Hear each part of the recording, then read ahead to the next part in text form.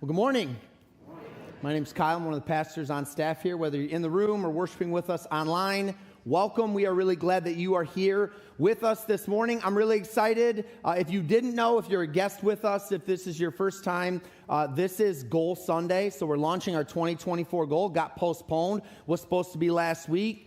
So we just held it for a week, and here we are. I hope you're excited. For the last several years, we have had a goal as a church family. That goal gives us focus. That goal gives us direction. It helps guide all of our ministries. It helps guide our sermon series. And that goal works in conjunction with both our mission statement and our vision statement. It's kind of like taking the mission statement and the vision statement into bite-sized chunks and saying, what are we going to go after this year? And I'm really, really excited to tell you this goal, but one of the things that we need to do is we need to celebrate this morning because we just spent time asking the Lord to do things, and we regularly do that as a church.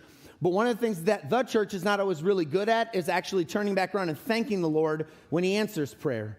And so this past year, our 2023 goal was to desperately fast and pray for the Holy Spirit to bring revival and to heal our land. We wanted to see salvations and transformations, and we saw a ton of salvations and baptisms and lives transformed this past year. But what's really cool is it's not like that goal ends and we go, okay, well, we're done fasting and praying for salvation, revival, on to the next thing. No, it carries into the next year. And I just had the most amazing experience last night that I want to tell you about, and I want you to celebrate with me. I was at a wedding. It was a beautiful wedding, beautiful couple, both love Jesus. Some of you actually know the couple is Nick and Zoe. Nick actually was a part of our Berkeley family for a lot of years. Nick was a college student with us, went to Cornerstone University, played baseball from the east side of the state, Clarkston, Michigan, came over here to play baseball, grew up in a home that was not Christ followers. He himself was not a Christ follower. He went to Cornerstone because he wanted to play baseball. And he got wrecked by the love of Jesus Christ on that campus, and he surrendered his life to Jesus Christ. And because he surrendered his life to Jesus Christ and got his life wrecked, his heart was burdened for his family. And he said, I want my mom and my dad and my siblings to know the love of Jesus Christ and to be transformed by Jesus Christ. And so Nick and Zoe asked that the gospel be presented at their wedding yesterday. They said, listen, we don't want the wedding to be about us. We don't want it to be about, how great we are and all of us. We want it to be a gospel presentation. We want to give people an opportunity to say yes to Jesus Christ. Before you start clapping, you're going to want right away, I'll kind of like this when I want you to go wild, okay? I know you're going to want it, but just hold on. So 3 people gave their life to Jesus Christ. Don't do it. Don't do it yet. Okay. That's cool. But listen, hold on. It's really, really cool. It's really, really cool. Nick and Zoe have been praying for a really long time for their siblings. Really long time for their siblings. And Nick and Zoe were walking around and hugging people and saying hi to people at the reception. And Nick came over and gave me a really big hug. And he's like, I love you, man. And I'm like, man, I just can't believe that we've been a part of this for all these years. You've been a part of my life. And we're doing the whole bro love thing. And we're loving each other. And it's like, this is great. And he said, dude, my sister gave her life to Jesus Christ in the ceremony, and Zoe's sister gave her life to Jesus Christ in the ceremony. He looked me in the eye and he said, dude, when I came to this church, there was nobody in my life that was a Christ follower, and now every single person in my family is a Christ follower. Come on, let's celebrate that! Woo! Let's go! Come on! Let's go! Come on! I mean, tears in his eyes, it was so cool to watch him, way better than getting married was this idea that his family is transformed for eternity. And if you are a guest with us this morning, seriously, this is why we exist. This is it. I love preaching. I love the band. Phenomenal this morning. I love singing worship songs to the Lord. I really, really do. I love gathering with you on Sunday mornings. I do. It pained me. It pained me to be at home last week. It literally did. I missed you guys. I love being in this place with you. But I just want to say this. All those things are great. Those are all things that we do to get to the thing that matters most, which is seeing people's lives transformed by Jesus Christ. And so I just want to say this morning, if you're here this morning, whether you know Jesus or you don't know Jesus, whether you've walked away from Jesus, you and Jesus aren't really close right now, you're struggling with an addiction, you're struggling with something in your life, I just want you to know you have been prayed over all week long. Every single chair in this room has been prayed over. We've been praying, and I believe the Holy Spirit has something for you. We want you to be transformed. We want your life to be changed. But I just want to say this is really important.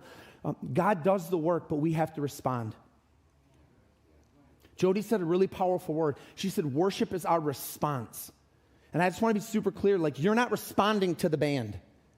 That's not what we're doing in worship. You're responding to King Jesus. And you need to respond. And so I want to share this. Like, we're getting ready to launch a 2024 goal. And I'm really excited, and it's super powerful, and it's going to take all of us to go after this thing. But it's not going to be enough to be like, oh, hey, that's a really cool goal. Like, it's going to be a response from this Sunday on. Like, how do we go after it?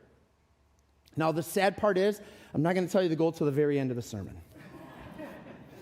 Because we need to get there. And so what I want to do is I want to ask you a question. I want you to think about something for a second. I'm going to read you a story. The question I want to ask you is this. Have you ever heard a story that was so sad, it broke your heart?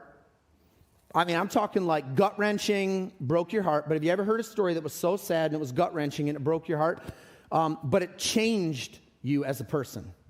Like, it changed the way you did something. Like, you responded differently because of something that you heard. Have you ever had a story like that in your life? Something like that in your life? I'm going to give you an example. It's a sad story. I'm going to tell you this, but I'm going to give you an example.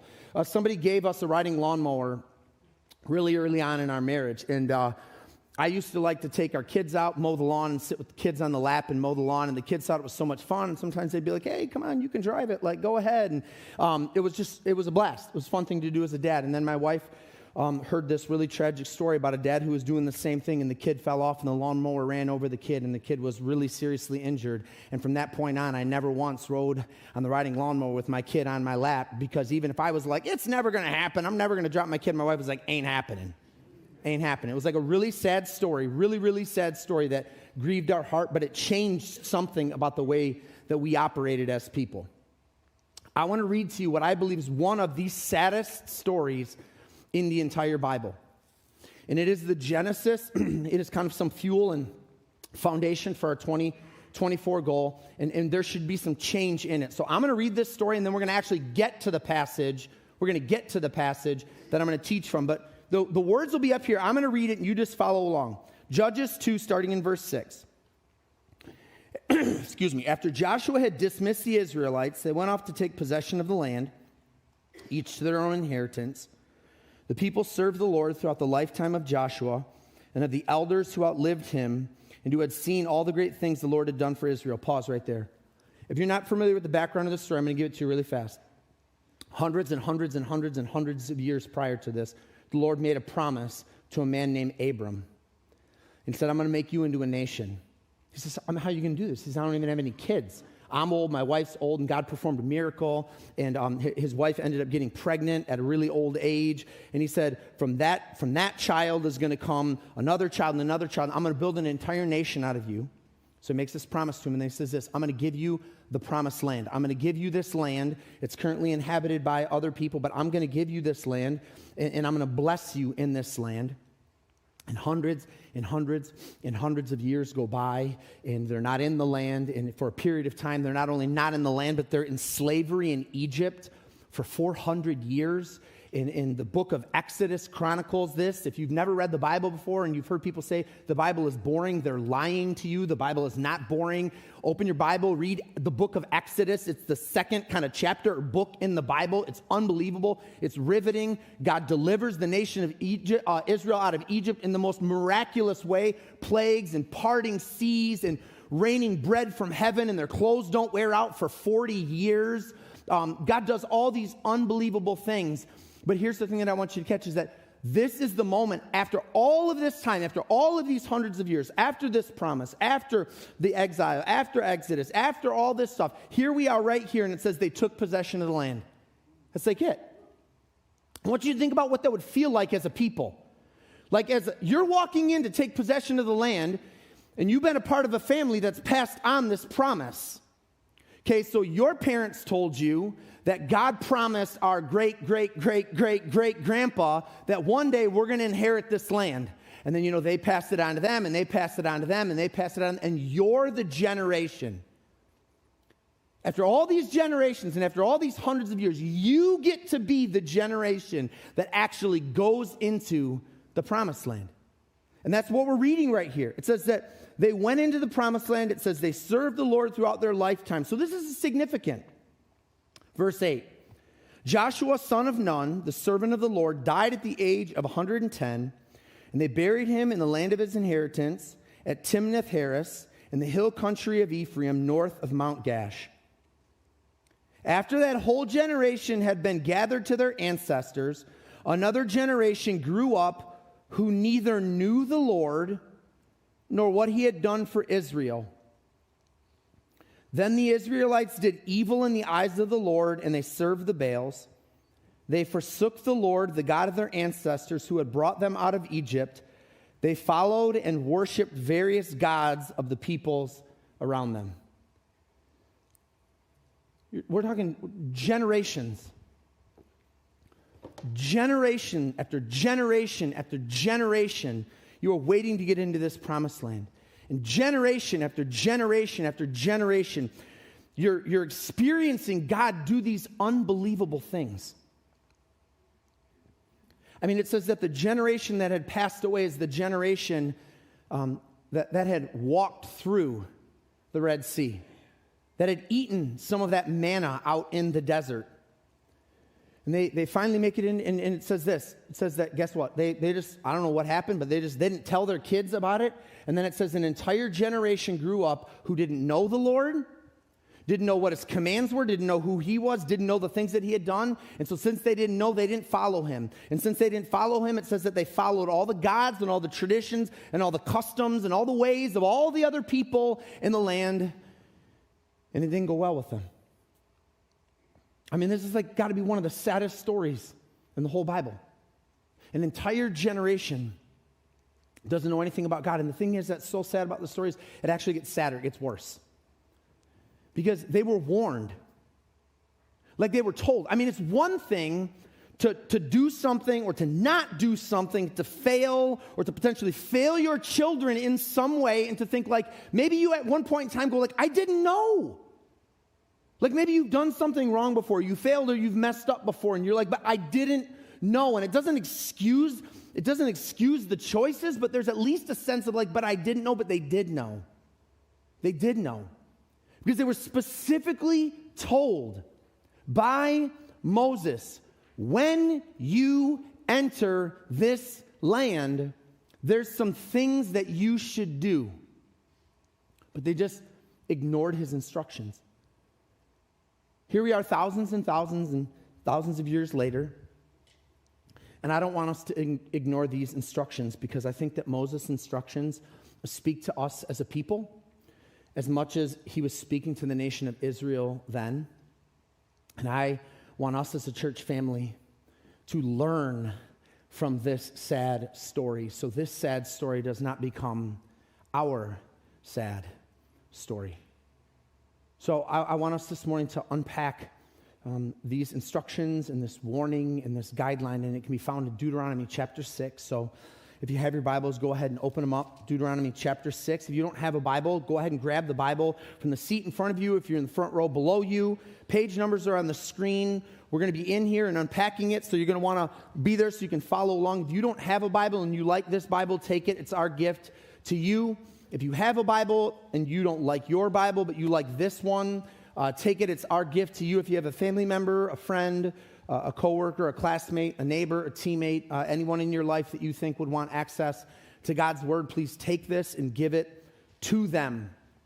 Deuteronomy chapter 6. The people have not made it into the promised land yet. This is preparation for them moving into the promised land. Moses has been told by God, you won't get to enter the promised land. God selected Joshua, who we read about in Judges. God selected Joshua to be the person to lead the nation of Israel into the promised land. But Moses is like, I got some parting words for you. You need to hear these things. These are really important instructions. Like, I'm not going to be with you. I want you to catch this stuff. So I'm going to read all of Deuteronomy 6. I want you to follow along with me. Real quick, I want you to notice that on just the chapter right before this, if you look to the left, you see there's the 10 Commandments. Okay? There's the 10 Commandments. So then now we move into chapter 6. So when he says, these are the commands, the decrees and the laws the Lord your God directed me to teach you, it's not just the 10 Commandments. There are others, but you can see that this is like specifically some of what he is saying. Like, here's the 10 Commandments, and then he says, these are the commands, decrees, and laws the Lord your God directed me to teach you to observe in the land that you are crossing the Jordan to possess, so that you, your children, catch this right here, and their children after them may fear the Lord your God as long as you live by keeping all his decrees and commands that I give you, and so that you may enjoy a long life. Hear, Israel, and be careful to obey, so that it may go well with you. So that it may go well with you, that you may increase greatly in the land, flowing with milk and honey, just as the Lord, the God of your ancestors, promised you. Hear, O Israel, the Lord our God, the Lord is one. Love the Lord your God with all your heart and with all your soul and with all your strength. These commandments that I give you today are to be on your hearts. Impress them on your children. Talk about them when you sit at home and when you walk along the road, when you lie down, when you get up. Tie them as symbols on your hands and bind them on your foreheads. Write them on the doorframes of your houses and on your gates. When the Lord your God brings you into the land he swore to your fathers, to Abraham, Isaac, and Jacob to give you, a land with large flourishing cities you did not build, houses filled with all kinds of good things you did not provide, wells that you did not dig, and vineyards and olive groves that you did not plant. Then, when you eat and are satisfied, be careful that you do not forget the Lord, who brought you out of Egypt, out of the land of slavery. Fear the Lord your God. Serve him only, and take your oaths in his name. Do not follow other gods, the gods of the people around you, for the Lord your God, who is among you, is a jealous God, and his anger will burn against you, and he will destroy you from the face of the land. Do not put the Lord your God to the test as you did at Massah. Be sure to keep the commands of the Lord your God, the stipulations and decrees that he has given you. Do what is right and good in the Lord's sight, so that it may go well with you, and you may go in and take over the land the Lord promised on oath to your ancestors, thrusting out all your enemies before you, as the Lord said. In the future, when your son asks you, what is the meaning of the stipulations, decrees, and laws the Lord our God has commanded you? Tell him, we were slaves of Pharaoh in Egypt, but the Lord brought us out of Egypt with a mighty hand. Before our eyes, the Lord sent signs and wonders, great and terrible, on Egypt and Pharaoh and his whole household. But he brought us out from there to bring us in and give us the land that he promised on oath to our ancestors. The Lord commanded us to obey all these decrees and to fear the Lord our God, so that we might always prosper and be kept alive, as is the case today. And if we are careful to obey all his laws before the Lord our God, as he has commanded us, that will be our righteousness. All right. There's like so much there. Keep your Bibles open. There's so much there. There's a couple things that I want to point out to you right off the bat that are really important. The first thing that I want to point out to you, it was as true back then as it's true right now. God's commands are meant to be a blessing and not a burden to us as people. Did you notice 4 separate times in this passage he says, follow the Lord your God, that it may go well with you? That isn't even the sermon this morning. I just want to say this for someone right now. This idea that somehow God is this big jerk in heaven trying to make your life miserable right here, right now. Hear this the right way. It is the equivalent when your 3-year-old child throws a fit because you will not let them go and play out in the middle of the road. You as the parent are going, you don't know what you're doing. You don't know what you're asking to do. I know you don't like me right now. Maybe you've even looked at me and said, I don't like you right now. You won't let me do what I want. I just want you to know, when we disobey God's commands, when we wag our finger at him, when we say, I don't like some of the things that you wrote in here, it is the equivalent of us as being like 3-year-old children wagging our finger at an all-knowing, all-powerful creator of the universe saying, you don't know what you're talking about. God's commands are a blessing for us. And the scripture says that. It says that so it may go well with you. That it says again, so that it may go well with you. But here's the other thing that I want you to notice. Moses is speaking to the entire nation of Israel here. So this is really important. It's going to be even more important a little later on. Moses is not just speaking to the parents. Twice he says this, hear, O Israel. He's speaking to the young. He's speaking to the old. He's speaking to the married. He's speaking to the single. He's speaking to the widow. He's speaking to the widower. He's speaking to the rich. He's speaking to the poor. Okay? He's speaking to the businessman. He's speaking to the farmer. He is speaking to everybody here. And the very first command that he gives them is this: make sure that you know God's commands, put them in your heart, and you love Jesus. Do you notice that's the very first thing that he says?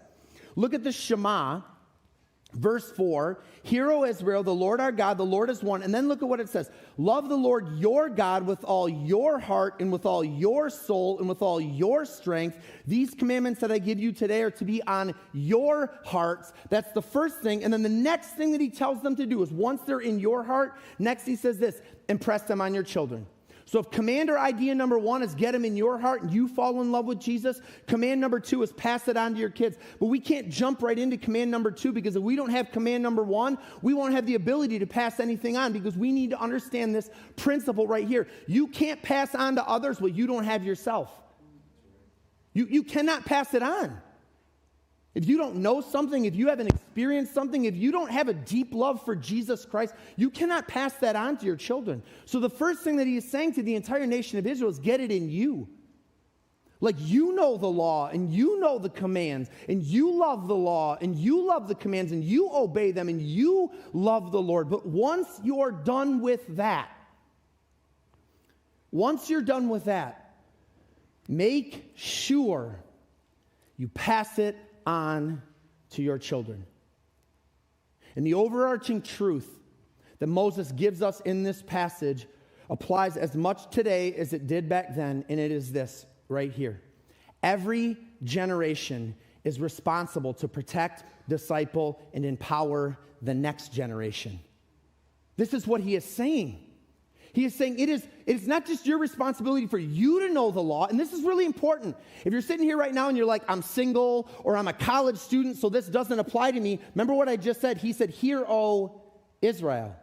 Not hey moms, not hey dads, not even hey grandmas and grandpas or aunts and uncles. He says, hear, O Israel. The entire nation has a responsibility to both put the commands of God in their heart, to fall in love with God, and then to pass it on to the next generation. It is clear. Multiple times he says this. Did you notice right here, up at the very beginning? Teach these commands, decrees, and laws the Lord your God directed me to teach you to observe in the land that you are to cross in the Jordan, so that, here's the reason I'm teaching you this, catch this, so that you, your children, and their children after them may fear the Lord. This is a generational decree to protect, disciple, and empower. But protect from what? If you're taking notes, write this down. The first thing is this: protect from the schemes of the enemy. Protect from the schemes of the enemy. What we see in this passage right here is there are two ways for us to operate as people set before us. God says there are two ways. There's his way and the wrong way. I know that's not very politically correct. I'm sorry, but that's just the truth. Okay? I'm sorry. It's his way and the wrong way. There are no other options. Okay? But this isn't just like some old, archaic, Old Testament thing like God was a big jerk and Jesus was nice. Okay? Jesus said the exact same thing too. Look at what Jesus says in Matthew 7 right here. Enter by the narrow gate. For the gate is wide and the way is easy. There is a way that is easy that leads to destruction. There's one way, and those who enter by it are many. Next, for the gate is narrow and the way is hard that leads to life, and those who find it are few. Two ways. This big, wide, easy way, and it leads to destruction. This narrow, not so easy way to follow, it's this way that leads to life. There are these two ways. And part of protecting the next generation, parents, grandparents, college students, everyone, part of protecting the next generation is to direct them towards the right way and protect them from going on the wrong way, right? Now, again, it's like this idea of like your kid is getting ready to, on their tricycle or their bike, go out into the road and there's traffic. You stop them, you protect them. You say, this isn't the right way. I told you you need to stay in the driveway. Okay? This is hard, but it gets even harder because we are not the only ones attempting to direct our children. This isn't like a zero-sum game. The reason it is so difficult is we actually have an enemy. We actually have an adversary. I know, again, this isn't real, maybe popular, but the devil, he is real. Okay, there are spiritual forces of evil. They are at work seeking to influence and to direct all of us, but in particular our children, away from the way of Jesus and onto the wide and the broad road that eventually leads to destruction. And this enemy that we are up against, he is actively at work attempting to disciple us as people and our children in the wrong way, and he is working as hard, if not harder, than us as adults. He is proactive. He's not just waiting around. I mean, look at what 1 Peter 5:8 says right here. Be alert and of sober mind, your enemy, the devil, prowls around like a roaring lion. Look at this right here. Looking.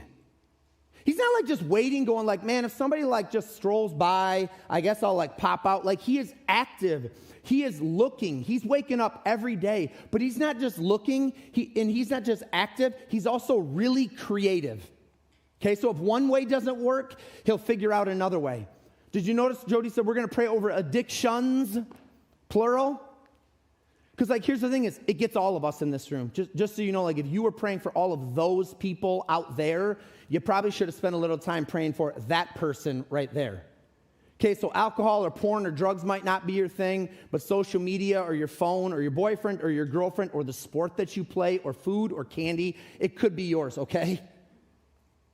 He's creative.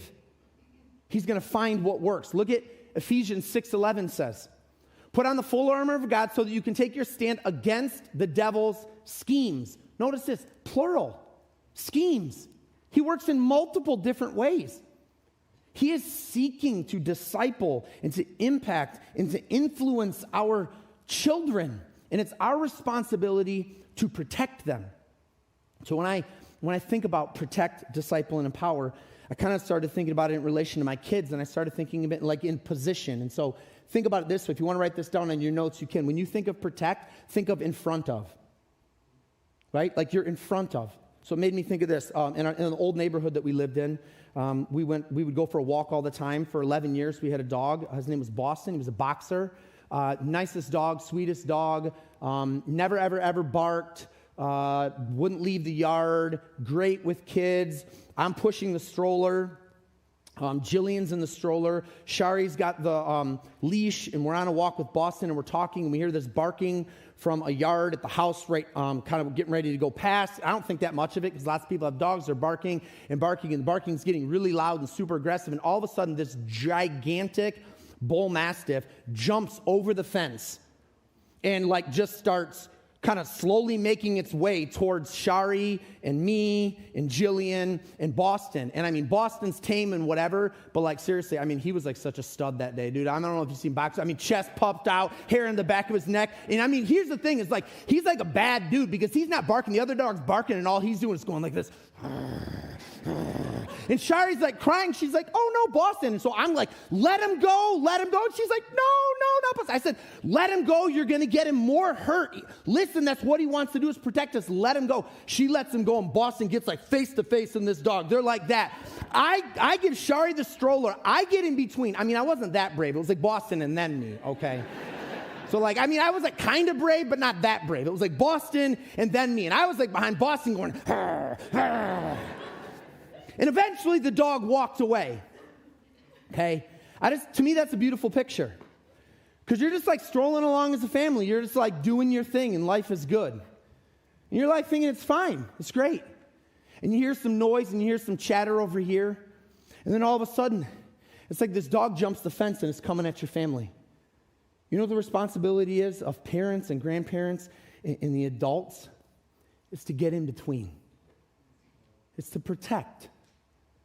That's what Moses is saying. Like, look out for these young people. Look out for these kids. They're impressionable and they're vulnerable. Okay, I tell people this all the time. I am not even close to the smartest person in the room. I'm not even the smartest person in the front row. Okay, so I talk to young pastors, and I meet with young pastors all the time, and this is what I tell them. Sometimes some guys will ask me, like, hey, would you mentor me? Would you spend some time with me? I say, and this is what I always tell them. I'm not the smartest guy in the room. I promise you can meet with people that are a lot smarter than me. But what I have is this. I have 23 years of pastoring experience. I can tell you what I know. Can I just say that sometimes as parents, what we're offering our children isn't knowledge, it's wisdom, and knowledge and wisdom are different. We're saying, like, I walked this road before, and I know you think this is the best choice for you. And I remember one time when I was your age, I thought it was the best choice for me too. But I'm sorry, I got to get in front of you, and I can't let you make that choice because I love you too much. I don't like you. You're such a jerk. I know. That's okay. You're going to have to not like me and think I'm such a jerk. And I'm just telling you, if you're in this room, if you're a parent and it's really hard, if you're a grandparent and it's really hard and your kids are telling you they're a jerk and they're slamming the door and they don't like you, just here's the thing. I'm just begging you, keep being strong. Keep standing in front of them. Keep protecting them. Listen, because maybe one day you're going to get this, okay? I have called my mom and dad multiple times in my 30s and in my 40s, and I have said thank you to them. Thank you for not letting me do things that I wanted to do when I was 16, 17, and 18, that I thought I was so smart, and I knew it was the right thing to do, but you didn't let me. Thank you so much. I called them back when I was 30. So I'm just saying, if you got a 12-year-old right now and it's hard, hold out hope for that 32-year-old phone call, okay? Hold out hope. It's our job to protect. It's our job to protect. But here's the thing, is we're not going to be in front of our kids forever. My kids started going to school. That freaked me out. Like, what I wanted to do is I literally wanted to walk in front of my kids all day at school. And then if something was getting said that I didn't like, just quick, put my fingers in their ears, right? I want to literally be with my kids all the time at their friend's house, see what they're watching. Whoa, put my hands up over their eyes. I want you to see that. So I've shared this with you. I've started praying this Psalm 34:7. I prayed over my kids every single day. It says this, that the angels of the Lord encamp around the ones who fear him and deliver them. And then I pray this over my children every single day. Lord, protect their eyes in what they see, their ears in what they hear, their minds in what they think about and believe in, their hearts in what they desire and love. Because I can't go out in front of them all the time. So we don't just protect them, we also disciple them. We disciple them in the way of Jesus.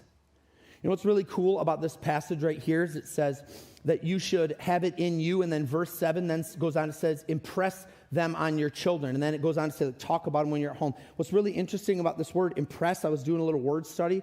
This word impress in the Hebrew is the word to sharpen. You know how you sharpen something? You rub a knife up against a stone and you just keep doing it over and over and over. The two have to have, here's the thing, is the two have to have contact with each other. The knife and the stone have to actually have contact with each other. But honestly, I started studying this, and then it got like way more fascinating. I started studying this. This is in the Old Testament. This is the word that's in Hebrew is to sharpen, but there's another word that I want you to see. Now, it's actually not one word in the English, but it is one word in the Greek. So look at this passage here in John 3:22. Jesus spent some time impressing things on his disciples. You could say he discipled his disciples. After this, Jesus and his disciples went into the Judean countryside where he spent some time with them. And it says, and baptized, and then goes on to say some more things. I want to focus on spent some time. That's actually just one word in the Greek. Here it is right here. It's the word diatribo. Dia means against, and tribo means to rub. So this word, to spend some time with, literally means to rub against or to rub off on. Sharpen. The only way you sharpen something is to take the knife and the stone and actually rub them up against one another. This is really important. Discipling is not just disseminating information to the next generation. It's super important. Like it says, they didn't tell them. There were so many things they could have told, so many stories they could have told them that they just failed to tell them. But it is not just telling someone something. It is also showing our children something, and it is also doing something with our children or with the next generation. It's telling, it's showing, and it's doing with. So, to disciple someone else, first and foremost, you have to have something inside of you that you love, right? You have to have something inside of you that you love that you would like to put inside of somebody else. Now, I know what we're talking about. We're saying it's all about Jesus, and that's what it's about, but I want to give you a different example. I didn't grow up in a home where anyone hunted. I married my wife, Shari. My father-in-law is an avid hunter. To say that would be an understatement. My wife and I will have been married this summer for 22 years. In 22 years of birthdays and Christmases, I can maybe count on like one hand all the times I bought him something non-hunting. I didn't know all these things that you could buy for hunting. Like I didn't know like deer pee was like something that people wanted to put on themselves. Like I spray cologne every single day when I leave the house. But hunters put deer pee on themselves, or at least some variation of it. Okay, we buy all these things. My father-in-law, the day that my son was born, held my son in his hands and literally knew to the day, it was something like 13 years, 6 months, and 27 days, and I'll be able to take Jacob hunting with me. I was listening, and I was like, are you serious? And I started doing it backwards, and I was like, oh, okay, I guess that's when, he would talk about hunting with Jacob, and he would show Jacob hunting videos, and when Jacob was old enough, he'd take him in the backyard, and he'd shoot a bow and arrow with him, and he'd shoot a crossbow with him, and he would take him, and we'd shoot guns together, and I did it with Jacob, because I didn't know anything about hunting, and it was fun, and so Jacob got old enough, and he bought Jacob a camouflage jacket, and he bought Jacob all the gear, and he would just talk about hunting, and he'd talk about hunting, and then he set up a deer stand, a blind, and he got it all set, and he kind of bribed Jacob. Sometimes I suppose discipling is bribing. He said, look in this bag, I've got like 50 of those individual sized Snickers, and this will keep us to have energy while we're out there hunting. And so we would get in the blind, and he had it all set up, and he would teach him everything, and he did all this because my father-in-law loves hunting. He loves it. He loves to talk about hunting. He loves to watch hunting shows. He loves to hunt himself. He loves to take other people hunting. He loves to teach other people about hunting. And what better thing to do than teach his grandson about hunting? I want to show you one of my father-in-law's greatest days of his life right here. Here's this picture right here. There it is. That's Jacob's first deer right there. That's Jacob's first deer. Look at that face. I mean, honestly, I'm being serious. It could like bring me to tears.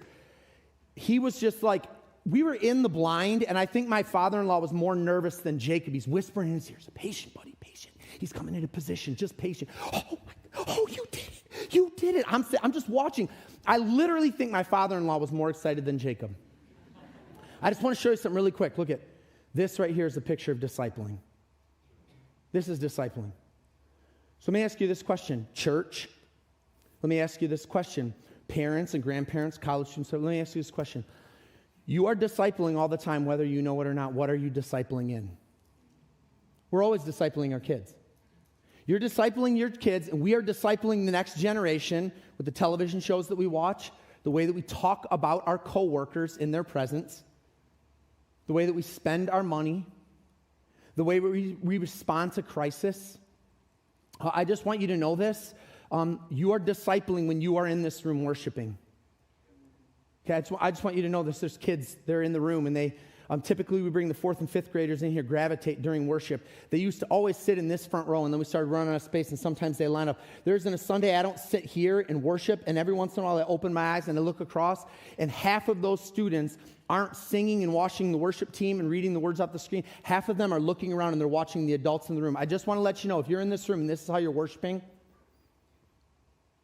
you're discipling. Okay, you're discipling. We are discipling all the time. If protecting is in front of, then discipling is next to. Okay? But the problem is this, we're not going to be able to be around forever. In Judges 2, actually, there's a really kind of important passage in here that reminds us, it says, after that whole generation had been gathered to their ancestors. Now, I'm going to give you the biblical interpretation of this. Ready? They died. That's what this is saying. They died. So as much as you want to be with and for and around and do things with your kids or grandkids, or even this next generation here, you won't be around forever. That's why it's important for us to empower the next generation to go and do some things for themselves, which means it means loosening the reins and letting go of control and letting them do some things. Yes, I know, ready for this? Maybe before they're ready to do some things. But Jesus is our example in this. So we're going to empower. Here's what we're going to empower in. We're going to empower them to live for Jesus. Remember what I said? Jesus is our example in this. Look at what it says here in this passage in Mark 6, verse 7. Calling the 12 to him, he began to send them out 2 by 2. You know what's really cool about this passage right here? Prior to Mark 6, I read Matthew, Mark, Luke, and John. And you know the time frames are all a little bit different if you piece it together. Prior to Mark 6, Jesus did the miracle of turning water into wine. Prior to Mark 6, Jesus had healed a multitude of people. Prior to Mark 6, Jesus had driven out demons out of some demon-possessed people. Prior to Mark 6, Jesus had preached, taught, Sermon on the Mount. Disciples were sitting there listening. Prior to Mark 6, Jesus got into some discussions with some of the religious leaders of the day. So I just want you to catch this. Prior to Mark 6, Jesus was discipling. His disciples were with him for all that. The disciples saw it all, and they experienced it all, and they walked with it all, and eventually Jesus sent them out. You don't need to answer this question out loud. I want you to think about this for a second. My question to you is this: do you think the disciples were actually ready? You know what the answer is? Probably not. Do you think the disciples, when he sent them out to teach, preach, heal, and drive out demons, do you think that they could do it as good as Jesus? That's not a probably not, that's a definitely not. Do you think when the disciples got sent out, in spite of being discipled by Jesus for a little bit, they were scared? That's also definitely not a probably not, it's a definitely. But Jesus sent them anyways, because he knew he needed to empower them. And it reminds us of something really significant about what we're talking about here in teaching, is that we seem to forget that our faith is not just about us, it is generational. So you know what's interesting is the Bible talks a lot about our faith journey as a race. And there's a passage that says, like, in a race, you run to win the prize. And so if you're going to do that, you should prep yourself. There's another passage that kind of says, I have run the race. I have fought the good fight. Like, I'm breathing my last breath. Here, it's over. And typically as people we teach, we're like, man, it's not a sprint. Slow down. It's a marathon. You got to make it to the end. We've been getting it wrong the whole time. It's not a sprint or a marathon. You know what it is? It's a relay. And it doesn't matter how fast the first, second, or third leg of the relay is. If you drop the baton, everybody loses. What's the most important part of a relay race? The handoff. The handoff. They were running. They were cooking, man. It says that they followed the rules and the laws of God throughout their lifetime. They were cooking. I mean, they were making like Olympic speed. But they dropped the baton. And the results were catastrophic. Because it says an entire generation grew up who didn't know about God or the things that he had done. They didn't know the stories. They didn't know the laws. They didn't know the commands.